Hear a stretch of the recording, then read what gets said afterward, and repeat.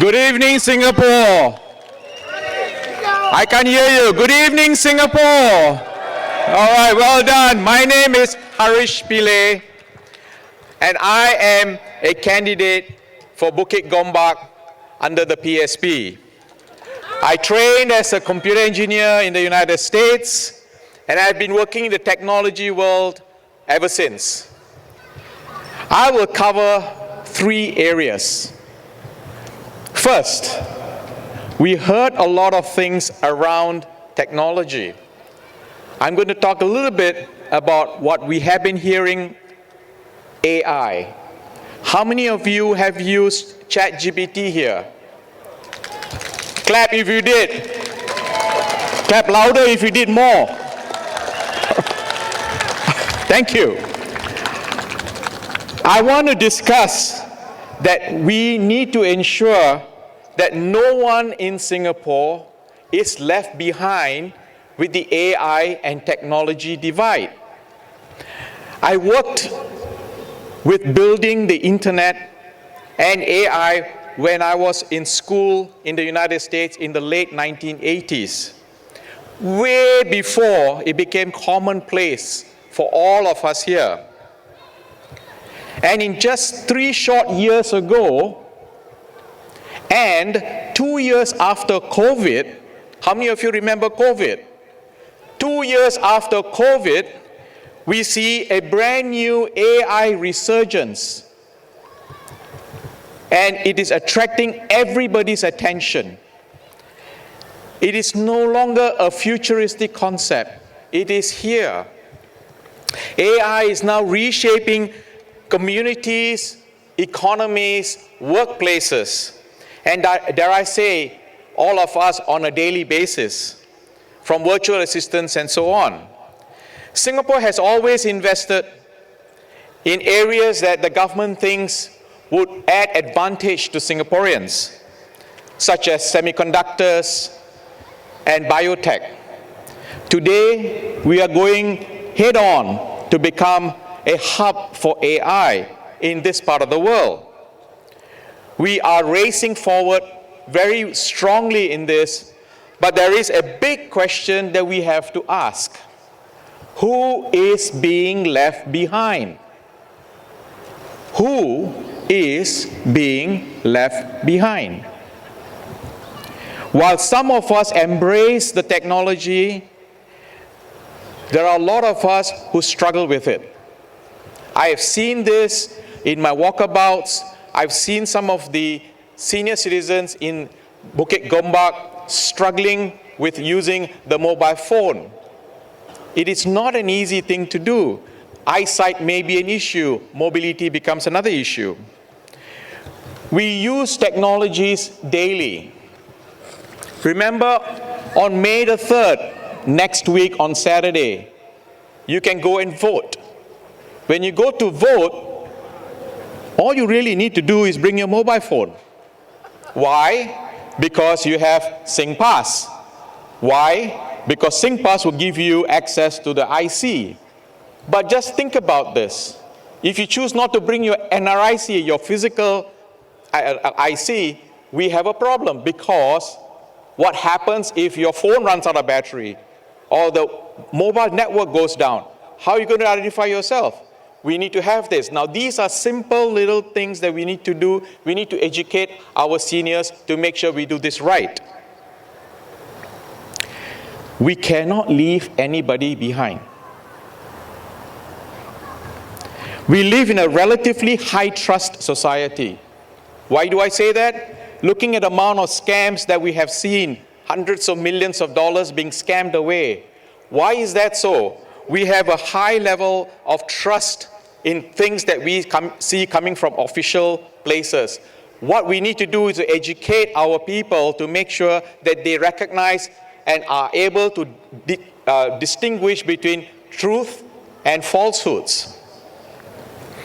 We in the PSP would want to work with you to make sure we are able to help you and educate you and work with you to ensure that you're not going to be challenged when we deal with technology, especially as it moves forward so rapidly.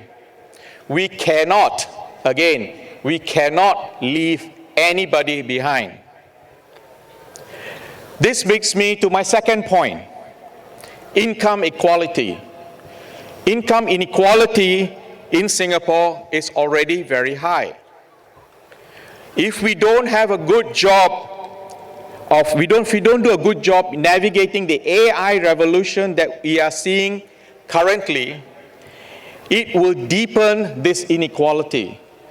We do not want to have this happen at all.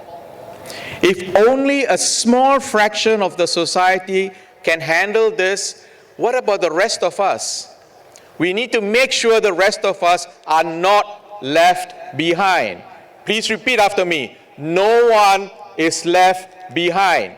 No one is left behind. Socially, exclusion breeds distrust and division, undermining the harmony that we cherish in this multiracial country of ours. PSP believes that progress cannot come at the cost of leaving people behind. Absolutely not. We may have to deal with jobs being replaced because of AI. What do we do to help those who get displaced? We must push forward with quality retraining. As my colleagues have also said, there is retraining available, but after you're retrained, are there opportunities? If there are no opportunities, what did I train for? It's a real issue that we do not have concrete and useful answers so far. If I'm elected an MP for Bukit Gombak, I'll set up a program together with my colleagues in the PSP with the residents of Bukit Gombak so that they can donate unused mobile phones, smartphones, laptops that we can repurpose and make available to those who really need it.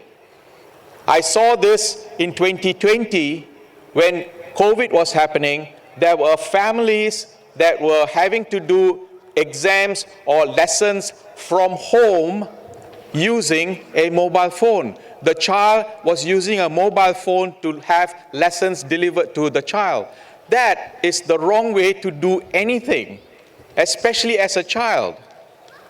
We don't want to leave anybody behind. That brings me to my third point. The fast pace of change is causing a lot of stress mentally for Singaporeans. This is something that we have seen, and as my colleagues have already mentioned, we need to address that. This is why PSP believes that we need to strengthen the support for mental health services. We call on the government to reduce the waiting time for subsidized appointments to see mental health professionals in the public hospitals, and to allow MediSave to be used for mental health treatments. My fellow Singaporeans, it takes a whole of society to help us navigate this challenge of mental health.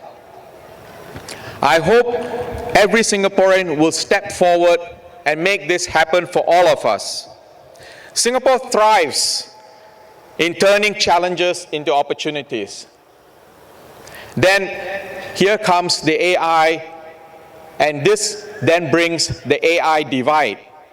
We cannot have AI have and AI don't have.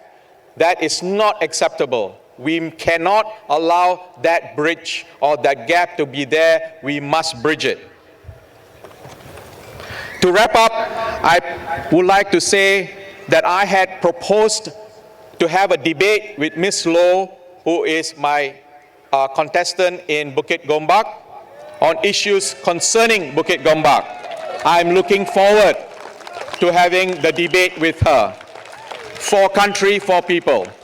Majulah, Singapore.